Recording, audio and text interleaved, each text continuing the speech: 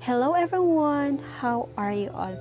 Again, we'll be having another in-depth Bible study on 2nd John, because as the scripture says in Joshua 1:8, this book of the law shall not depart from your mouth, but you shall meditate on it day and night, so that you may be careful to do according to all that is written in it, for then you will make your way prosperous and then you will have good success. Ngayon, magsa-study tayo sa Book of 2nd John.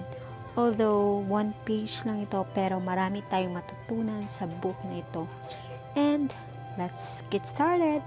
So, sa Book of 2nd John, sabi dito sa introduction that John warned against the same false teaching mentioned in 1st John.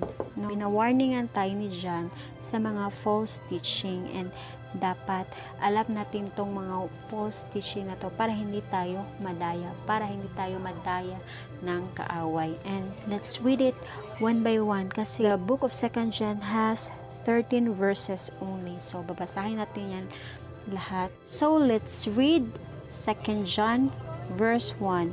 Greetings. The elder to the elect lady and her children, whom I love in truth, and not only I, but also all who know the truth, because of the truth that abides in us and will be with us forever. Grace, mercy, and peace will be with us from God the Father and from Jesus Christ, the Father's Son, in truth and love. I rejoice greatly to find some of your children walking in the truth, just as we were commanded by the Father. And now I ask you, dear lady, not as though I were writing you a new commandment, but the one we have had from the beginning, that we love one another. And this is love, that we walk according to His commandments. That is the commandment, just as you have heard from the beginning, so that you should walk in it. For many deceivers have gone out into the world, those who do not confess the coming of Jesus Christ in the flesh. Such a one is the deceiver and the Antichrist.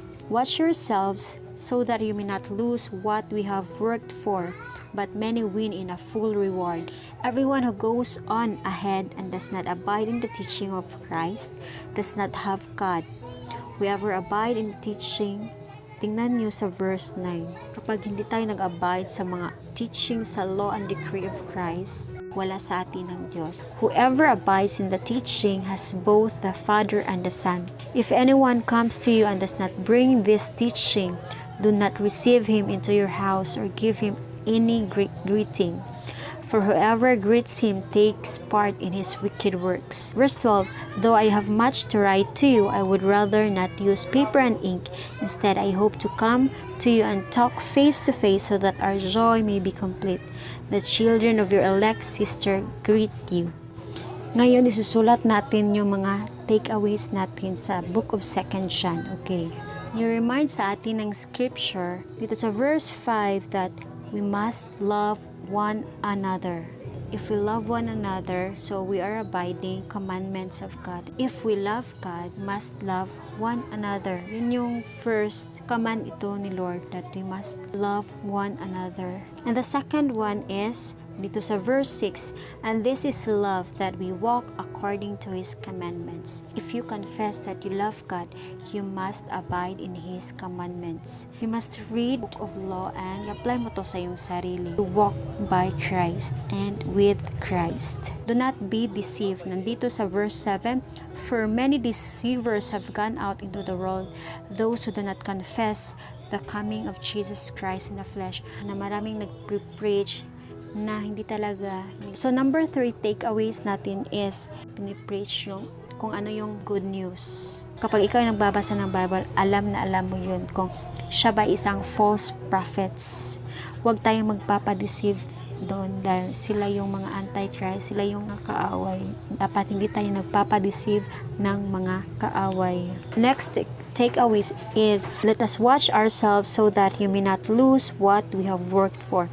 Dapat maging alerto tayo para hindi sasayang yung mga pinagpagura nating service, yung mga service natin kay Lord, service sa ibang tao. Another takeaway is abide in the teaching of Christ. So verse 9, everyone who goes on ahead and does not abide in the teaching of Christ does not have God. Dapat sundin natin kung ano yung gusto ni Lord sa atin, kung ano yung will niya sa ating buhay. Diba? Sabi dito sa scriptures, whoever abides in the teaching has both the Father and the Son. So, ang pinaka-take away ko dito is, we must follow Jesus. We must follow Him because kung follow natin siya is, natutuwid yung daan natin at alam natin yung tama at hindi tayo mababahala dahil alam natin na the one whom we serve is hindi niya tayo pababayaan. Every day, let's allow ourselves to feel with His presence, to feel with His words, dahil yun yung shield natin. Huwag natin kalimutang mag-devotional and feel His presence always. And sana meron kayong natutunan sa ating Bible study ngayon at huwag kalimutang mag-share, like, and subscribe everyone. And always remember that Jesus loves you so much. See you in my next vlog, everyone. God bless.